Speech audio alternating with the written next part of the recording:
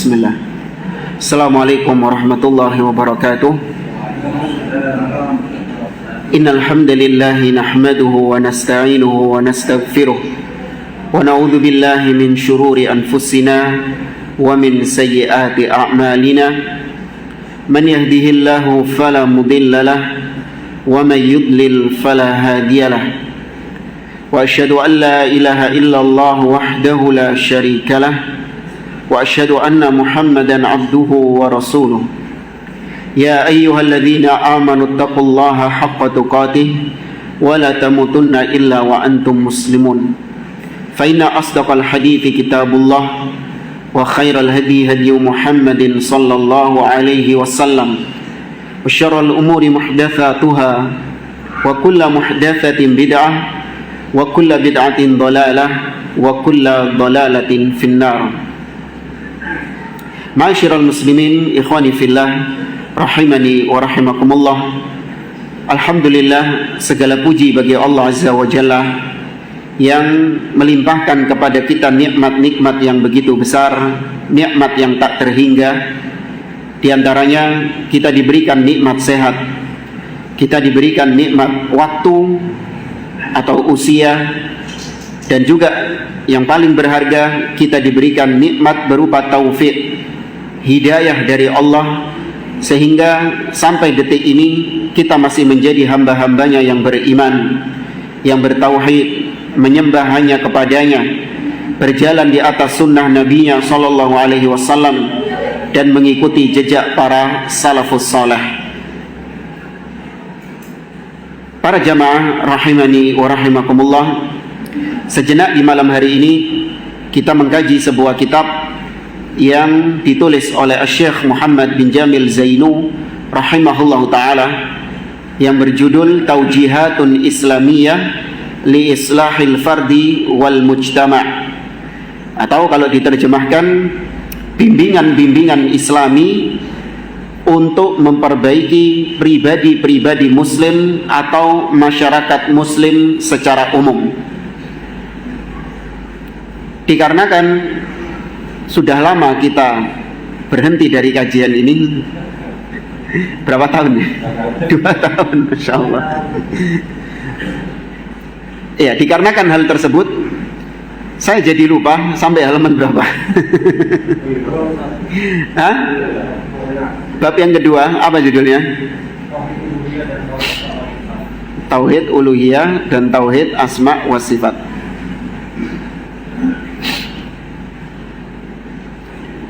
Mana, kok tidak ada?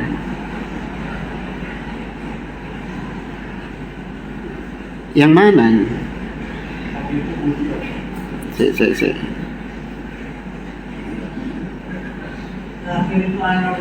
Ainallah. Ini kalau saya lihat tandanya di sini, iya, ainallah. Ya benar. Ini masih ada tandanya di sini. Ainallah. Di mana Allah? Para jamaah rahimani wa rahimakumullah, kita mulai dari awal pembahasan tentang ainallah, di mana Allah Subhanahu wa taala. Pembahasan tentang Allah Subhanahu wa taala di mana ini menjadi pembahasan yang penting, disebabkan ini termasuk di antara sifat-sifat Allah yang ditolak oleh sebagian kaum muslimin. Di antara jurang pemisah, pembeda antara ahlus sunnah dengan ahlul bid'ah, yaitu tentang di mana Allah Subhanahu wa ta'ala. Banyak di antara kaum muslimin yang memiliki keyakinan-keyakinan yang bermacam-macam tentang di mana Allah. Sebagian mereka beranggapan Allah itu ada di mana-mana.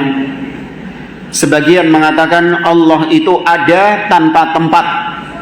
Tidak boleh dikatakan Allah itu di atas, Allah tidak di atas, Allah tidak di bawah, Allah tidak di kanan, Allah tidak di kiri, Allah tidak di depan, Allah tidak di belakang. Sebagian lagi mengatakan Allah bersatu dengan makhluk-makhluknya. Ya, Allah bersatu dengan makhluk-makhluknya. Ma min maujudin illa wujudullah. Tidaklah sesuatu yang ada melainkan itu adalah wujudnya Allah Subhanahu wa ta'ala. Jadi semua yang ada di alam semesta ini katanya wujudnya Allah Subhanahu wa taala. Naudzubillah. Banyak sekali kalam pembicaraan tentang di mana Allah Subhanahu wa taala, maka ini menjadi pembahasan yang penting untuk kita ketahui bersama bahwa akidah tentang di mana Allah ini akidah yang paling layak untuk kita pelajari dan untuk kita tanamkan dalam diri kita. Baik, langsung saja kita baca. Penulis di sini mengatakan Ainallah. Judulnya di mana Allah. Ada sebagian orang yang bilang nggak boleh kita bertanya di mana Allah. Akan ada seorang dai yang dia mengharamkan pertanyaan di mana Allah Subhanahu wa taala. Padahal kalau kita lihat dalil-dalil, justru yang bertanya di mana Allah, siapa yang pernah bertanya seperti ini? Hah? Bukan budaknya yang bertanya. Budaknya ditanya. Yang bertanya siapa? Nabi SAW. Orang yang bertanya di mana Allah justru adalah Nabi SAW sendiri. Bertanya kepada budak, Ainallah, di mana Allah Subhanahu wa taala. Maka kok bisa diharamkan? Kok bisa dilarang seorang bertanya di mana Allah Azza wa Jalla? Dan kita baca. Kata muallif, Allahul ladzi khalaqana aujaba alaina an na'rifa aina huwa. Allah Subhanahu wa taala yang telah menciptakan kita, Allah Subhanahu wa taala mewajibkan kepada kita untuk kita mengetahui di mana Dia. Allah sendiri yang mewajibkan agar kita hamba-hambanya mengetahui di mana Dia. Hatta nattajiha ilaihi biqulubina wa du'aina wa salatina. Apa manfaatnya kita belajar mengetahui di mana Allah Subhanahu wa taala? Agar hati kita itu kita hadapkan kepada Allah Subhanahu wa taala. Doa kita, salat kita, semuanya kita gantungkan kepada Allah. Nah, bagaimana kalau kita nggak tahu di mana Allah Subhanahu wa taala? Wa man la ya'rif aina rabbahu yabqa dha'i'an la ya'rifu wijhata ma'budi wa la yaqumu bihaqqi ibadati.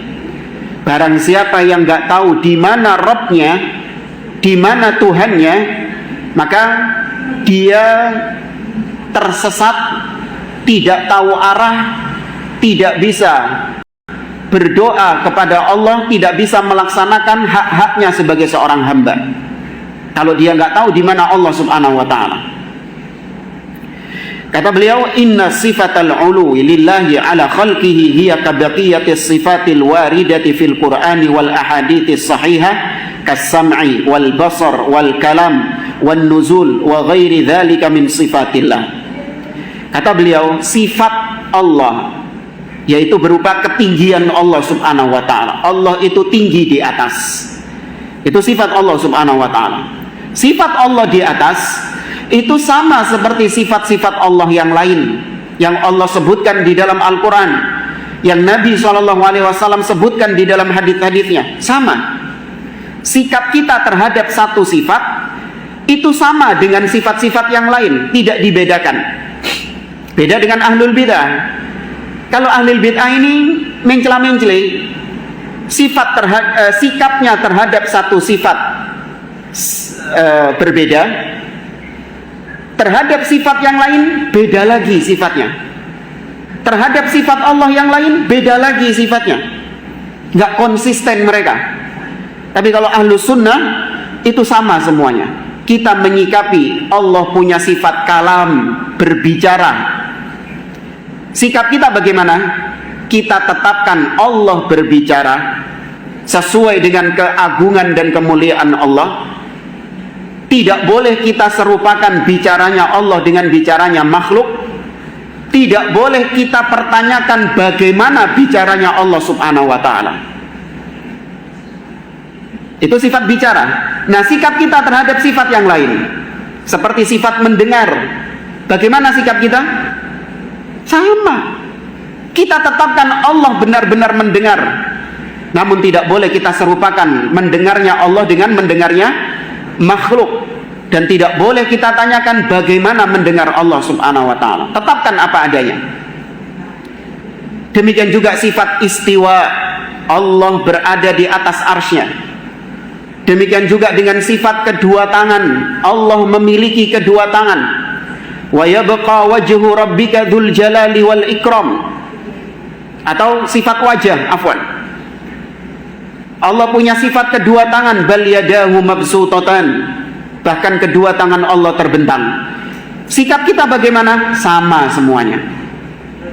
Karena ada satu kaidah, ada satu ucapan emas yang diucapkan oleh Al-Imam Malik rahimahullah ta'ala. Ucapan ini dijadikan oleh para ulama sebagai rumus untuk kita memahami atau menyikapi sifat-sifat Allah seluruhnya. Imam Malik diriwayatkan pernah ditanya oleh salah seorang, kaifastawa? Wahai Imam Malik, bagaimana istiwanya Allah subhanahu wa ta'ala? Maka Imam Malik terdiam. Dengar pertanyaan seperti ini, Imam Malik terdiam. Kemudian beliau menunduk dan terlihat bercucuran keringat karena saking beratnya pertanyaan ini. Kemudian Imam Malik menjawab. Beliau mengatakan, al-istiwa'u ma'lum. Istiwa itu maknanya sudah diketahui. Maknanya istiwa menurut orang-orang Arab, maknanya adalah ala wartafa, tinggi di atas. Maka diketahui maknanya. Tapi kata Imam Malik, wal kaifu majhul. Tapi bagaimananya istiwa itu yang tidak diketahui. Maknanya diketahui, tapi bagaimananya, kaifiyahnya tidak diketahui. Wal imanu bihi wajib. Kata Imam Malik, mengimani bahwa Allah istiwa dengan maknanya, yaitu tinggi di atas, itu hukumnya wajib. Was-su'alu anhu bid'ah. Bertanya tentang bagaimana sifat Allah itu adalah pertanyaan yang bid'ah. Kenapa? Karena para sahabat, mereka semuanya mendengar Nabi membaca ayat tentang sifat-sifat Allah. Para sahabat mendengar enggak? Ketika Nabi membaca ayat tentang wajah, wa yabqa wajhu rabbika dzul jalali wal ikram. Para sahabat dengar ini enggak? Dengar. Nabi membaca ayat huwallazi khalaqas samawati wal arda fi sittati ayyam tsumma stawa 'alal arsy. Kemudian Allah beristiwa di atas arsy. Para sahabat dengar enggak ayat ini? Dengar. Tapi satu pun di antara para sahabat tidak pernah ada yang bertanya kepada Nabi, wahai Rasulullah, bagaimana sifat Allah ini? Bagaimana Allah mendengar? Bagaimana wajah Allah? Bagaimana istiwa Allah? Tidak ada sahabat yang bertanya. Menunjukkan apabila ada orang yang bertanya sekarang, berarti hukumnya apa? Bid'ah dalam agama. Baik. Maka yang perlu dipahami tentang sifat-sifat Allah subhanahu wa ta'ala, ada makna dan ada kaifiyah. Ya, ada makna dan ada kaifiyah. Kaifiyah ini artinya bagaimananya. Maknanya ditetapkan oleh ahlus sunnah sesuai dengan pemahaman bahasa Arabnya. Maknanya memang seperti itu. Ditetapkan, tangan ya tangan, wajah ya wajah, kalam berbicara ya berbicara. Ditetapkan maknanya.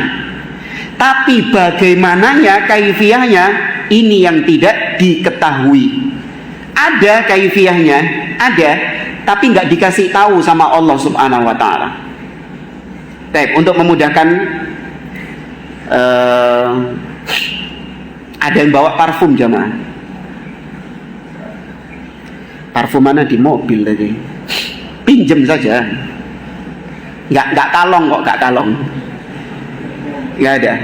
Itu saya mau pakai yang minyak kayu putih itu, Anda sudah tahu baunya. Nah, itu. Kalau minyak kayu putih sudah tahu baunya. Baik, jazakallahu khair.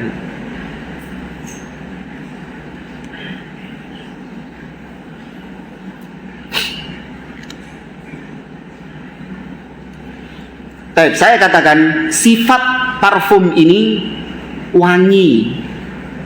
Sifatnya apa? wangi. Ketika saya sebutkan sifatnya wangi, Anda tahu nggak maknanya wangi itu apa? Harum. Kan gitu.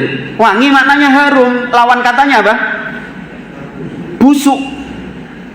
Anda tahu ketika saya katakan, Pak, ini sifatnya wangi, Anda tahu wangi itu apa? Tapi tahu nggak bagaimana wanginya? Anda tahu nggak wanginya ini bagaimana? Kecuali yang punya ya. Yang punya ini baru tahu wanginya bagaimana. Tapi Anda yang nggak tahu, bisa tahu nggak wanginya ini? Nggak ada, nggak tahu. Kecuali dengan 3 cara. Anda bisa tahu bagaimananya sesuatu itu dengan 3 cara. Yang pertama, Anda ngeliat langsung. Seperti misalnya parfum ini, ngincipi langsung. Baru weruh sampean, oh ini mambune. Yang kedua, Anda bisa tahu bagaimana wanginya ini dengan Anda mencium benda lain yang mirip baunya dengan benda ini. Baru Anda bisa tahu bagaimana. Contoh misalnya ada parfum, baunya itu seperti melati. Maka kalau Anda ingin tahu bagaimana baunya, Anda cium melatinya. Anda cium benda lain yang mirip baunya dengan parfum tersebut. Yang ketiga, yaitu ada informasi yang sampai kepada Anda secara detail. Bahwa parfum itu baunya begini. Ada yang menginformasikan kepada Anda secara detail. Maka kalau tanpa 3 hal ini Anda nggak tahu bagaimananya wangi parfum ini. Maknanya Anda ketahui, tapi bagaimananya tidak diketahui. Baik, sekarang kita praktekkan kepada Allah. Allah punya sifat berbicara. Anda tahu nggak maknanya berbicara? Tahu. Tapi bagaimananya bicara Allah, Anda tidak akan bisa tahu kecuali dengan 3 hal tadi. Anda melihat langsung zat Allah subhanahu wa ta'ala. Anda melihat langsung bagaimana Allah berbicara. Bisa? Nggak bisa, coret. Yang kedua, Anda melihat sesuatu yang serupa dengan Allah subhanahu wa ta'ala. Ada? Nggak ada, coret. Yang ketiga, ada informasi yang sampai kepada Anda bahwa Allah itu bicaranya begini. Ada? Nggak ada juga. Berarti tidak diketahui bagaimananya sifat Allah subhanahu wa ta'ala.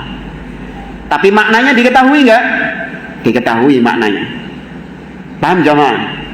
Kok koyo aneh bengi-bengi antep ngono materi ini ya? Antep apa enggak?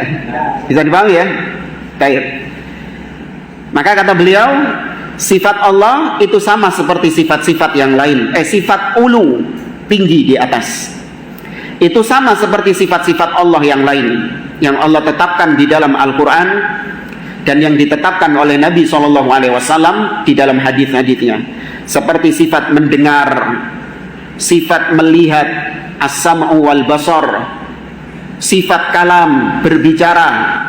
Allah berbicara dengan suara yang didengar oleh lawan bicaranya.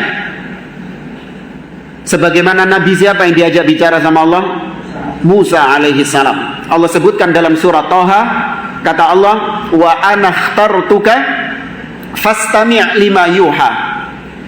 Dan aku memilihmu wahai Musa, maka dengarkan apa yang aku wahyukan kepadamu.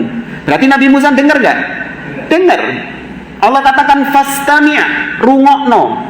Berarti ada suara yang didengar sama Nabi Musa alaihi salam. Maka ditetapkan Allah punya sifat kalam. Wan nuzul, Allah turun ke langit dunia. Sebagaimana Nabi bersabda, yanzilu rabbuna ila sama'id dunya hina yabqa thuluthul laylil akhir. Sesungguhnya Rabb kita, Allah turun ke langit dunia pada sepertiga malam terakhir. Bagi sebagian orang, wah, kok bisa Allah turun? Turun itu makhluk. Kalau Allah turun pada sepertiga malam terakhir, berarti Allah keliling dunia. katanya. Kenapa?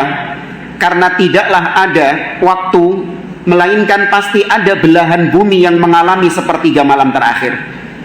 Sekarang sepertiga malam terakhir di Surabaya. Nanti berapa menit kemudian, berapa jam kemudian pindah ke Jawa Tengah, kemudian pindah ke Jawa Barat, kemudian terus pindah. Berarti Allah nggak naik katanya, turun terus. Karena 24 jam ini ada kan bagian bumi yang mengalami sepertiga malam terakhir. Maka kita katakan itu makhluk. Yang seperti itu makhluk. Kita kalau ingin dapat sepertiga malam terakhir di Surabaya, maka kita harus ke Surabaya. Kalau kita ingin dapat sepertiga malam terakhir di Jakarta, kita harus budal ke Jakarta. Kalau kita ingin dapat sepertiga malam terakhir di Amerika, kita berangkat ke Amerika. Ini siapa? Makhluk. Allah nggak seperti itu. Allah mampu tetap berada di atas arsy sekaligus dia turun ke langit dunia. Allah mampu. Loh, gimana Ustaz? Nggak usah ditanya gimana. Ya, Allah mampu tetap berada di atas arsy sekaligus Allah turun ke langit dunia. Allah ala kulli syai'in qadir. Nggak usah ditanya bagaimana. Jangankan Allah jamaah, makhluk saja ciptaan Allah, ada yang dia itu di atas, tapi bersamaan dengan itu dia turun ke bawah. Bersamaan dengan turun ke bawah, dia masih tetap dikatakan di atas. Apa itu? Matahari. Naam, barakallahu fiik. Anda kalau lihat matahari terbenam, terbenamnya matahari dari mana ke mana? Anda kalau di pinggir pantai itu loh, mataharinya itu kemana? Dari atas ke bawah, turun mataharinya itu. Apa? Sunset. Ya, dari atas ke bawah. Tapi kalau Anda ditanya matahari itu di mananya bumi? Di atas. Tuh, makhluk saja bisa. Dia turun tapi sekaligus tetap di atas. Kok Allah nggak bisa? Kok hebatan matahari daripada Allah? Ya, tapi turunnya Allah nggak kayak gitu ya. Turunnya Allah nggak kayak matahari, nggak. Ini cuman kita menyebutkan ada makhluk yang dia itu tetap di atas, tapi dia turun. Dia turun, tetap dia dikatakan di atas. Kalau makhluk saja bisa, apalagi Allah subhanahu wa ta'ala. Baik. Kata beliau, fa inna aqidatas salafis salih wal firqatan najiyah ahlas sunnati wal jamaah al imanu bima akhbarallahu bihi fi kitabih aw rasulihi fi ahadithihi min ghairi ta'wil wala ta'til wala tashbih. Kata beliau, sesungguhnya akidah as-salaf, ya akidahnya para salafus saleh, yaitu al-firqatun najiyah, kelompok yang golongan yang selamat. Mereka lah ahlus sunnah wal jamaah. Akidah mereka tentang asma wa sifat, nama-nama dan sifat Allah adalah mengimani apa yang Allah kabarkan di dalam kitabnya dari sifat-sifatnya, atau apa yang dikabarkan oleh Rasulullah SAW di dalam hadits-haditsnya tentang sifat-sifat Allah, diimani apa adanya, tetapkan apa adanya. Ini akidah salaf. Kalau sudah disebut akidah salaf, berarti yang dimaksud salaf siapa? Sahabat, para tabi'in, para tabi'ut tabi'in. Karena yang ahlul bidah seperti Asy'ariyah, Maturidiyah, Mu'tazilah, Jahmiyah, mereka nggak berani mengatakan akidah mereka akidah salaf. Nggak berani. Kenapa? Karena kalau kita tanya siapa salaf kalian, siapa salaf kalian yang meyakini Allah di mana-mana? Siapa salaf kalian, pendahulu kalian yang mengatakan bahwa Allah itu tidak memiliki kedua tangan, tapi yang dimaksud tangan adalah kekuatan Allah? Siapa salaf kalian? Yang disebutkan sama mereka bukan sahabat, bukan tabi'in, tapi yang disebutkan sama mereka orang-orang belakangan.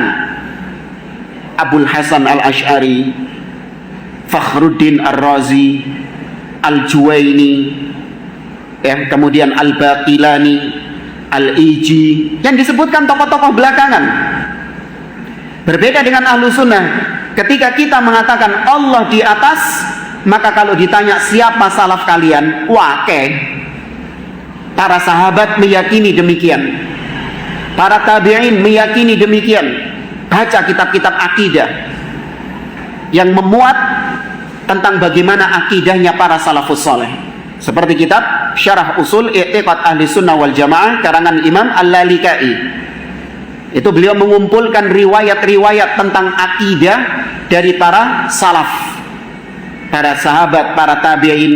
Akidah kita seperti itu, ngikut. Ya. Kita tetapkan apa adanya, tapi tanpa takwil. Ditetapkan sifat Allah, tapi nggak boleh ditakwil. Apa artinya takwil? Membelokkan, menyelewengkan makna kalimat dari zahirnya. Sebenarnya bukan takwil ya. Takwil itu istilah mereka supaya rodo api gitu, supaya agak bagusan. Sebenarnya yang dilakukan sama mereka ini, itu enaknya disebut tahrif. Apa itu tahrif? Sama, menyelewengkan juga. Tapi tahrif ini konotasinya pasti jelek. Allah mencela orang-orang Yahudi yang suka menyelewengkan kitab-kitab Taurat. Itu disebut dengan mereka melakukan tahrif. Allah katakan dalam surah Al-Baqarah, yuharrifunal kalima am mawadhi'i. Mereka merubah-rubah, menyelewengkan firman Allah dari tempat-tempatnya. Maka kalau sudah dikatakan tahrif, berarti konotasinya jelek. Tapi kalau takwil, ini ada kemungkinan konotasinya baik. Karena takwil nggak semuanya jelek. Buktinya apa? Nabi mendoakan salah seorang sahabatnya agar menjadi orang yang ahli takwil Al-Quran. Nabi mendoakan, Allahumma faqihhu fid din wa 'allimhu takwil. Ya Allah, pahamkanlah dia ilmu agama ini, dan pahamkan, ajarkan kepadanya ilmu takwil. Siapa sahabat yang didoakan ini? Abdullah bin Abbas. Loh, Nabi doakan supaya jadi ahli takwil. Berarti takwil ini jelek atau buruk? Kok jelek atau buruk? Jelek atau baik? Baik. Maka namanya takwil, ada yang baik, ada yang buruk. Ya. Sebelum kita membahas tentang takwil yang jelek dan takwil yang baik, kita pahami dulu takwil maknanya adalah sorful lafzi an dhahirihi. Takwil artinya memalingkan lafal dari dhahirnya. Contoh, saya mengatakan kepada Anda, ada kalimat berbunyi Belanda menduduki Indonesia selama 350 tahun. Ya. Perhatikan kata-kata menduduki. Yang dipahami dohirnya menduduki. Apa ini menduduki itu? Ini duduk, lungguh. Apa bahasa ini? Toju. Ya, bahasa Maduranya toju. Bahasa Inggris ya. Ya. Kalau dipahami secara dohir, Belanda menduduki Indonesia, berarti Belanda cuma duduk-duduk saja di Indonesia, nongkrong, cangkruan. Dohirnya kan gitu kan. Tapi saya takwil, menduduki di sini artinya menguasai. Ini namanya takwil. Ya, ini disebut dengan takwil. Apalagi takwil. Bahasa kita sehari-hari. Apa misalnya? Banyaklah. Baik. Di dalam Al-Quran boleh kita mentakwil ayat-ayat di dalam Al-Quran. Takwil yang dibolehkan adalah ketika ditopang dengan dalil. Kalau tidak ditopang dengan dalil, maka bukan takwil namanya, tapi lebih cocok disebut dengan tahrif. Contoh takwil yang ditopang dengan dalil. Allah berfirman di dalam surah An-Nahl, kata Allah Subhanahu wa taala, wa idza qara'tal Qur'an fasta'id billahi minasyaitonir rajim. Apabila engkau qara'ta, Allah sebutkan dalam bentuk fi'il madhi, berarti kata kerja yang telah lampau. Berarti kalau diterjemahkan zahirnya, apabila engkau telah membaca Al-Quran, maka mintalah perlindungan kepada Allah dari setan yang terkutuk. Berarti baca a'udzubillahi minasyaitonir rajim menurut zahir ayat tadi sebelum atau sesudah baca Quran? Sesudah, karena Allah menggunakan kata-kata fi'il madhi. Kemudian ditakwil, oh enggak, maksudnya di situ adalah apabila engkau hendak membaca Al-Quran. Ini takwil bukan? Takwil. Tapi kenapa dibenarkan? Karena ada dalil yang menopangnya. Apa itu? Prakteknya Nabi SAW. Nabi itu kalau baca a'udzubillahi minasyaitonirrajim sebelum atau sesudah baca Quran? Sebelum baca Quran. Maka ini takwil yang dibolehkan. Nah, adapun mereka-mereka yang mentakwil sifat-sifat Allah, wajah Allah ditakwil menjadi keagungan Allah, tangan Allah ditakwil menjadi kekuatan Allah, istawa alal arsh ditakwil menjadi istaula, menguasai arsh. Kita tanya kepada mereka, apa dalil yang menopang? Apakah ada dalil yang menopang takwil kalian? Ternyata nggak ada. Maka namanya bukan takwil tapi tahrif. Ya, takwil itu supaya mereka, ya supaya baguslah perbuatannya, ketok api ngono, padahal elek. Makanya kita biarkan mereka tetap dalam konotasi jeleknya, kita sebut itu tahrif, bukan takwil. Nah, maka Ahlussunnah menetapkan sifat-sifat Allah tapi nggak boleh ditakwil-takwil. Kemudian wala ta'til. Ta'til artinya mengingkari, menolak, menihilkan sifat Allah Subhanahu wa taala.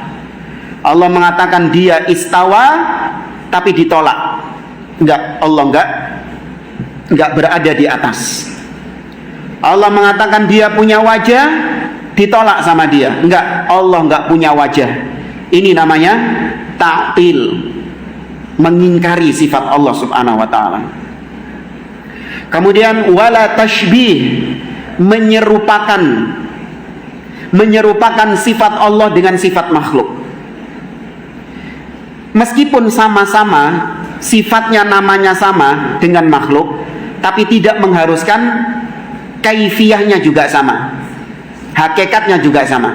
Allah punya sifat mendengar, makhluk juga punya sifat mendengar enggak? Punya.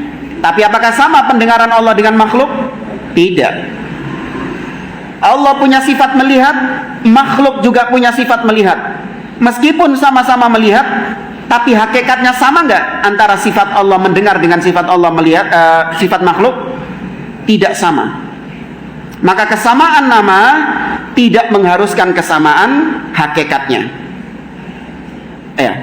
Contoh misalnya ini parfum ini. Anggap ini parfum lah. Ini parfum. Parfum ini saya katakan baunya harum, wangi. Parfum yang ini sama juga wangi.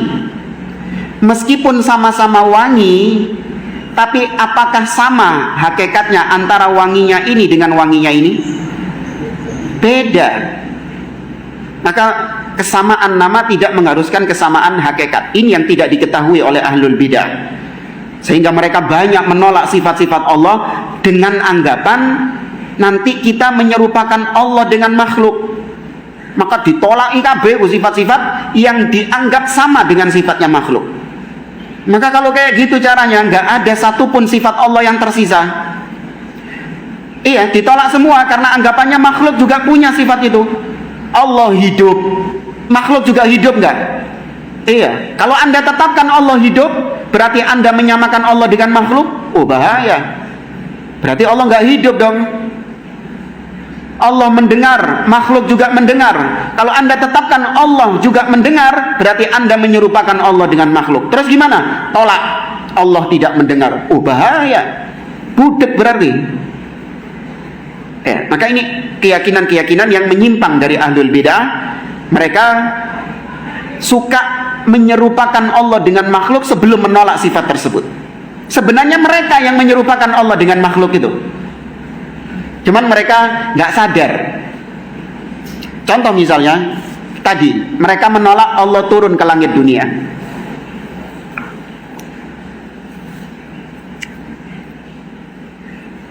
Mereka menolak Allah turun ke langit dunia. Kenapa?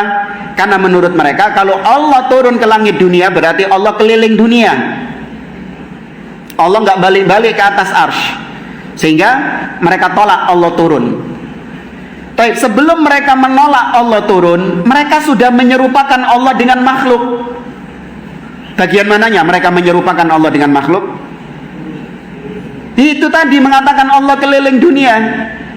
Itu sifatnya siapa yang keliling dunia itu? Sifatnya makhluk. Kenapa Anda terapkan itu kepada Allah? Allah punya sifat dengan standarnya Allah, makhluk punya sifat dengan standarnya makhluk. Jangan paksakan standarnya makhluk diterapkan kepada Allah, atau standarnya Allah diterapkan kepada makhluk. Nggak boleh.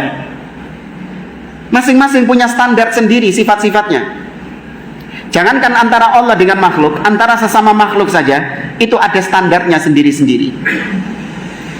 Nggak bisa dipaksakan antara satu dengan yang lain. Sifat laki-laki standarnya memang seperti itu. Sifat perempuan standarnya memang seperti itu. Anda nggak bisa menghukumi perempuan itu sempurna dengan pakai standarnya laki-laki. Nggak bisa. Perempuan itu sifatnya apa? Cengeng, nangisan, cerewet, apalagi manja, teledor, kandanane angel, apa nih?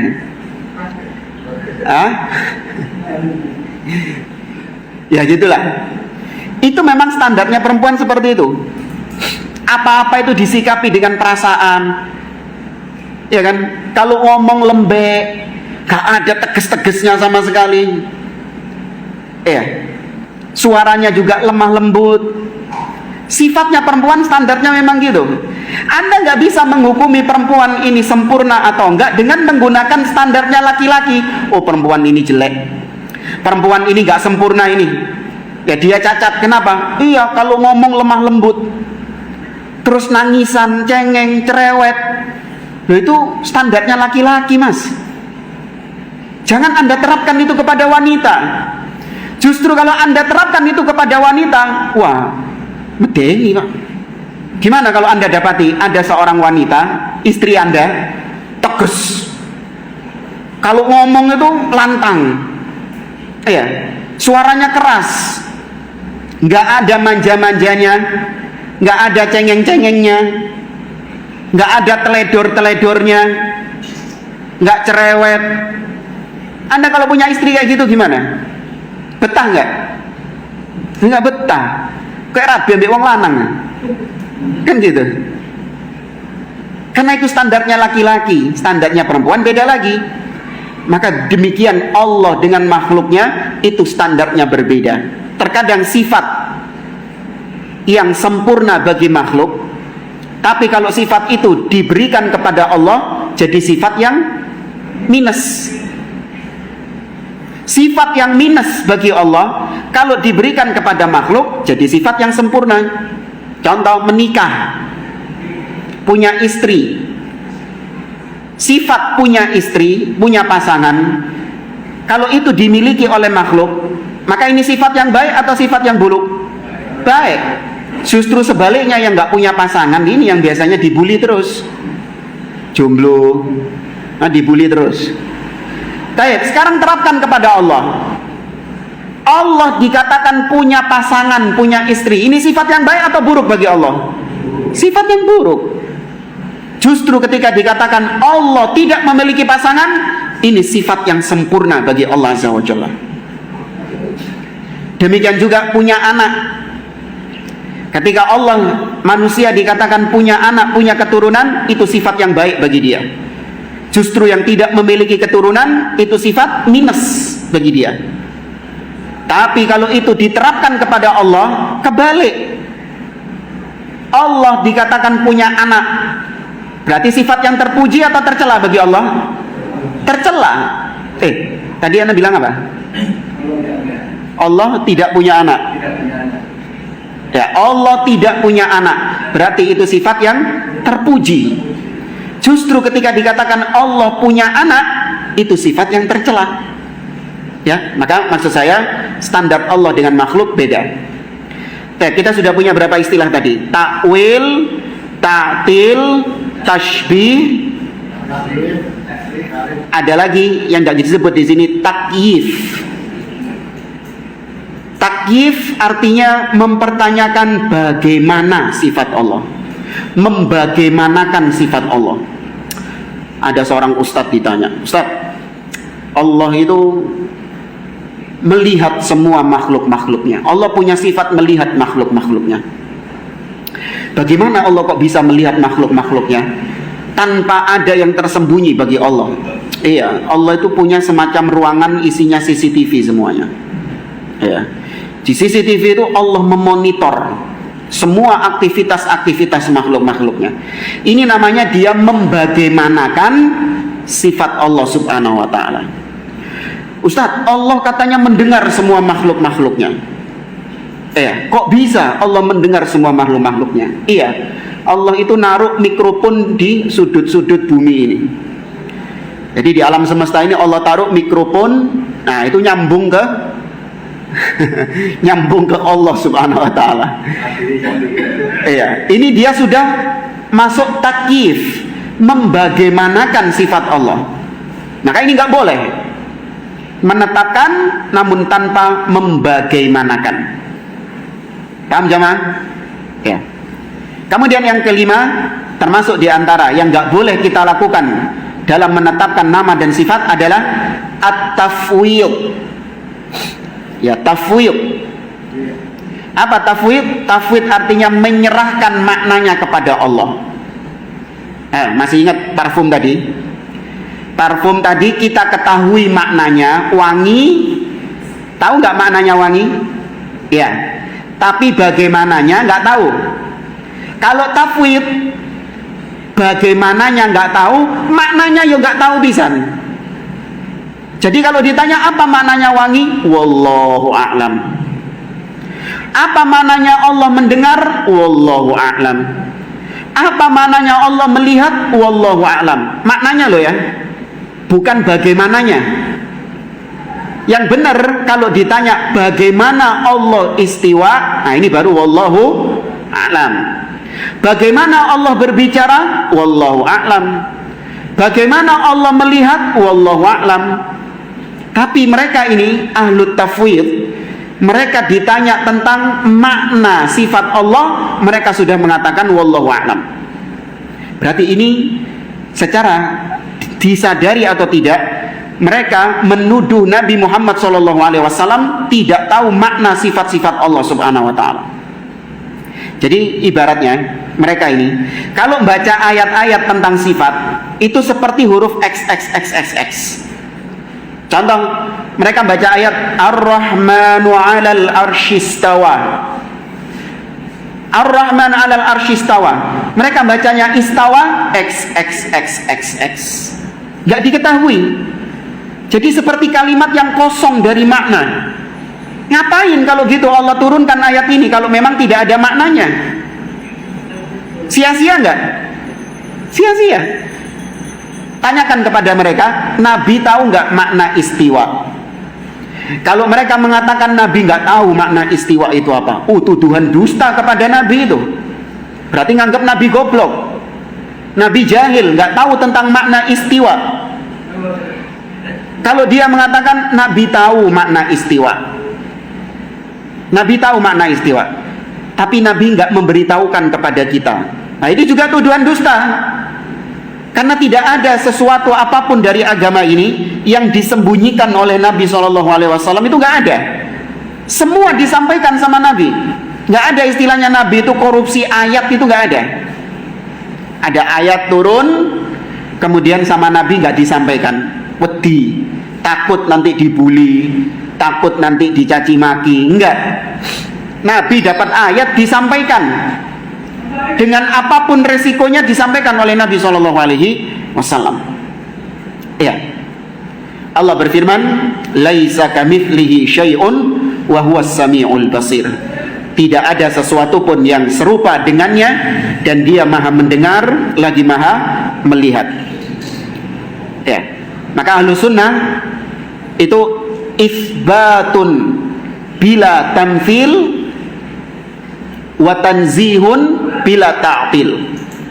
Kaidahnya ahlu sunnah adalah menetapkan sifat-sifat Allah apa adanya, namun tanpa diserupakan dengan makhluk, dan mensucikan Allah dari penyerupaan terhadap makhluk, tapi nggak harus juga sifatnya ditolak. Jangan belani, undak kita ingin mensucikan Allah, jangan sampai Allah sama dengan makhluk. Oh iya, bagus mas. Terus gimana? Ya berarti kita menolak sifat-sifat Allah. Enggak. Mensucikan Allah dari penyerupaan terhadap makhluk tidak mengharuskan Anda menolak sifat-sifat Allah subhanahu wa ta'ala. Ya, ini kaidah ahli sunnah secara umum tentang sifat Allah. Kurang berapa menit? Kebablasan ya? Hah? Sampai jam berapa ini? Ya 2 tahun libur. Iya. Terus isaknya juga agak malam.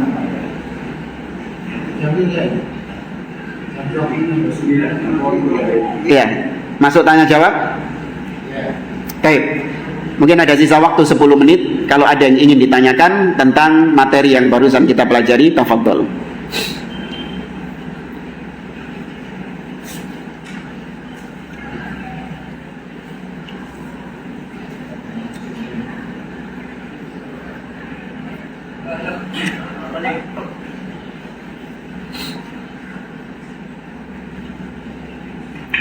Materinya terlalu antep ke jamaah, terlalu berat. Tapi paham enggak? Bisa dipahami ya? Gampang sebenarnya, akidah Ahlussunnah itu gampang.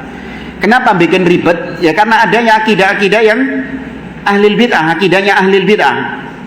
Itu yang kemasukan filsafat, kemasukan ilmu kalam, itu yang gare ribet, yang gare jelimet. Makanya kitab-kitab yang bahas tentang asma wa sifat tebel-tebel, berjilid-jilid. Padahal simpel akidah Ahlussunnah wal Jamaah itu. Ya. Tafadhol. Iya.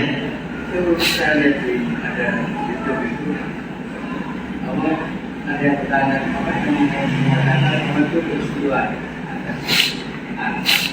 Dia kata, berarti Allah seluruh waktu. Ya. Ya, ada syubhat sebagian orang kalau kita tetapkan Allah itu istawa alal arsh, Allah beristiwa, yaitu berada di atas arsy-Nya, berarti Allah membutuhkan arsy. Ada juga yang mengatakan di mana Allah sebelum diciptakannya arsy, kan gitu. Maka dijawab oleh para ulama, tidak mengharuskan yang di atas membutuhkan yang di bawah.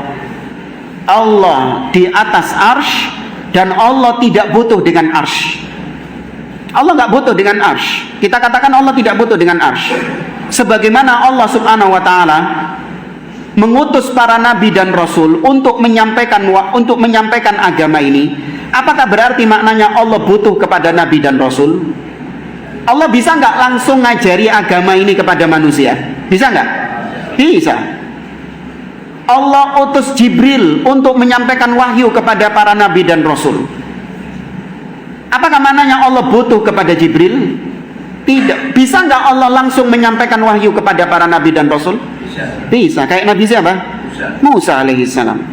Maka perbuatan Allah menyuruh, Allah beristiwa di atas arsy, Allah menurunkan wahyu melalui Jibril. Semua aktivitas-aktivitas Allah yang berkaitan dengan makhluk itu tidak dipahami Allah butuh dengan makhluk tersebut. Enggak. Allah ghaniyun 'anil alamin. Allah maha tidak butuh dengan seluruh makhluk-makhluknya, nggak butuh. Kemudian contoh seperti misalnya langit dan bumi, langit di atas dan bumi di bawah. Apakah langit membutuhkan bumi? Hah? Jamaah, langit butuh nggak sama bumi? Nggak butuh langit sama bumi. Langit di atas, bumi di bawah. Ya, maka nggak harus yang di atas membutuhkan yang di bawah. Kemudian juga kata mereka, kalau Allah sebelum menciptakan arsy, Allah di mana, maka kita katakan Allah tetap di atas. Makanya dibedakan antara sifat ulu dengan sifat istiwa. Itu dibedakan. Kalau ulu, Allah tinggi, ya Allah tinggi, itu adalah sifat dzatiyah, sifat yang senantiasa melekat pada Allah sejak azali. Azali itu apa? Hah? Iya, sudah bersamaan dengan zat Allah subhanahu wa ta'ala tanpa ada permulaan. Melekat pada Allah sejak azali bersamaan dengan Allah yang tanpa permulaan. Allah sudah tinggi di atas. Tapi kalau sifat istiwa, ini termasuk sifat fi'liyah, yaitu sifat yang berkaitan dengan kehendak Allah. Kapan Allah mau, Allah tersifati dengan sifat itu. Makanya kalau ditanya sejak kapan Allah istawa alal arsh, Allah baru istawa alal arsh setelah menciptakan langit dan bumi. Allah mengatakan, huwallazi khalaqas samawati wal arda fi sittati ayyam tsumma istawa 'alal arsy. Dialah Allah yang menciptakan langit dan bumi selama 6 masa, kemudian Dia beristiwa di atas arsy. Maka sebelumnya Allah tidak beristiwa di atas arsy. Iya, tapi Allah sudah punya sifat apa tadi? Ulu. Allah sudah punya sifat tinggi di atas.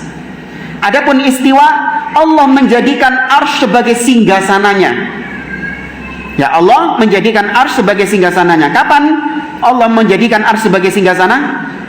Setelah Allah ciptakan langit dan bumi. Ini namanya sifat fi'liyah, sifat yang berkaitan dengan kehendak Allah. Kapan Allah mau, Allah tersifati dengan sifat itu. Itu Pak. Wallahu a'lam. Yang lain? Ya. Maksudnya di atas itu belum tahu gimana ya? Ya di atas. Boleh ditunjuk di atas. Boleh ditunjuk. Namanya atas itu adalah sesuatu yang menjauh dari poros bumi. Makanya di antara syubhat orang-orang yang menolak Allah di atas, mereka lagi-lagi suka menyamakan Allah dengan makhluk dulu. Disama-samakan, terus kemudian nggak cocok sama Allah, ditolak. Di antara syubhat mereka adalah bumi ini bulat. Kalau Anda di kutub utara, maka Anda ketika mengatakan di atas berarti ke arah mana? Atas sana. Tapi kalau sampean di kutub selatan, Anda menunjuk ke arah atas, berarti arah atas di mana? Di bawah. Itu syubhat mereka. Maka dijawab oleh para ulama, namanya atas itu adalah segala sesuatu yang menjauh dari poros bumi. Dimanapun Anda, kalau itu semakin menjauh dari poros bumi, itu dikatakan di atas. Itu disebut di atas. Anda kalau di kutub utara, ada gedung 20 lantai. Anda kalau mau naik ke lantai 20, naik lift, pakai lift, elevator, Anda mencet tombol atas atau tombol bawah? Tombol atas kan? Sekarang Anda di kutub selatan. Di kutub selatan ada gedung 20 lantai juga. Ketika Anda mau ke lantai 20 pakai lift, Anda mencet tombol atas atau bawah? Sama, atas juga. Ya, maka Allah di atas, kita tetapkan Allah di atas. Ya, namun tanpa bagaimana Allah di atasnya itu bagaimana, ini yang tidak diketahui. Nah, dan Allah terpisah jemaah. Tadi belum sempat kita jawab. Ada yang mengatakan Allah itu kalau dikatakan di atas berarti diliputi ruang dan waktu. Maka kita katakan tidak. Allah ba'inun an khalqihi. Allah terpisah dari makhluknya. Allah tidak bersatu dengan makhluknya, terpisah dari makhluknya. Jadi jangan dianggap Allah itu ada di ruangan hampa. Ya, itu masih makhluk berarti ruangan itu. Maka Allah terpisah dari itu semuanya. Ini langit 7 lapis, ya, kemudian arsy Allah, di atas arsy Allah itu Allah subhanahu wa ta'ala. Makanya para ulama sepakat arsy adalah makhluk Allah yang paling tinggi. Tidak ada makhluk lagi di atas arsy. Yang ada adalah Allah subhanahu wa ta'ala. Maka Allah terpisah dengan makhluknya. Ya, wallahu a'lam. Ada 2 pertanyaan, Ustaz. Pertanyaan pertama soal pemahaman aja. Pada satu sisi Allah kalau menyebut sifat tingkatan yang saya tahu menyebutnya wahid. Apa? Wahid, ada wahidul qahar. Ini pemahaman saya. Wahid. Wahid kalau. Tapi pada saat Allah menyebut dirinya, kalau kita baca di Quran beberapa ayat, Allah sering menyebut ahad, tidak menyebut wahid. Ini maksud apa yang termaktub di dalam? Mungkin bisa disampaikan. Di antara ini satu sisi Allah menyebut wahid, tapi kalau ini menyebut ahad. Karena secara bahasa Arab ini kan jauh pengertiannya secara kenal. Hikmah yang kedua yang saya tahu itu hanya terbatas mungkin kalau saya satu ayat. Gimana? Terkait dengan puncak kenikmatan hamba. Ketika Allah menunjukkan dirinya, kalau tidak salah juga al-qiyamah. Pertanyaannya, kenapa pada saat puncak ini informasi soal ini baik di hadis sedikit sekali maupun di Quran hanya kalau yang saya tahu Melihat Allah. Iya, artinya ketika itu kalau dihabiskan detail setelah ditunjukkan hamba sudah cukup nikmat yang terus Allah menunjukkan nurnya. Nah, dari sini yang pertanyaan kedua, apa dibalik ini semua? Apakah memang kita termotivasi terhadap kalimat Allah itu atau tidak? Itu ada sementara buat saya. Ya. Ya, berkaitan dengan perbedaan antara Allah menyebutkan sifat atau namanya Al-Ahad dan juga Allah terkadang menyebutkan Wahid, ya. Ini secara bahasa maknanya sama, satu. Dan tidak ada yang seperti itu. Satu dan tidak ada yang seperti itu. Apa bahasa Inggris? The one and only. Ini mirip dengan nama-nama Allah yang lain yang juga sama secara makna seperti sifat nama Al-Ali. Dalam akhir ayat kursi Allah mengatakan wa huwa Al-Aliyul Azim. Ali itu punya banyak nama-nama yang mirip dengan Ali ini. Ada Al-Muta'al, ada juga Al-A'la, Sabbihisma Rabbikal A'la. Ini nama-nama yang muta'addida, berbeda-beda tapi maknanya sama, yang menunjukkan Allah tinggi di atas. Maka Ahad sama Wahid juga sama, maknanya adalah yaitu Allah satu dan tidak ada yang serupa dengan dia, tidak ada yang keduanya. Kemudian pertanyaan yang kedua berkaitan dengan ru'yatullah, melihat Allah subhanahu wa ta'ala di akhirat. Ini ditetapkan oleh ahlu sunnah sebagai sebuah akidah puncak kenikmatan, nikmat yang terbesar yang diraih oleh seorang penduduk surga. Di antara penduduk surga adalah melihat wajah Allah subhanahu wa ta'ala. Para ulama menetapkan ru'yatullah, Allah dilihat berdasarkan dalil-dalil dari Al-Quran dan sunnah Nabi SAW. Di antaranya firman Allah dalam surah Yunus. Allah mengatakan lilladzina ahsanul husna wa ziyadah. Bagi orang-orang yang berbuat kebaikan, mereka akan mendapatkan al-husna. Al-husna ditafsirkan oleh Nabi SAW adalah al-jannah. Wa ziyadah, dan mendapatkan tambahan bonus. Apa tambahan ini? Ditafsirkan juga oleh Nabi SAW, ru'yatullah, melihat Allah subhanahu wa ta'ala. Dalam surah Al-Qiyamah tadi juga disebutkan wujuhu yawma idzin nadhirah ila rabbiha nadhirah. Wajah mereka pada hari itu berseri-seri, yaitu orang-orang mukmin. Wajahnya riang gembira. Ila rabbiha nadhirah. Kepada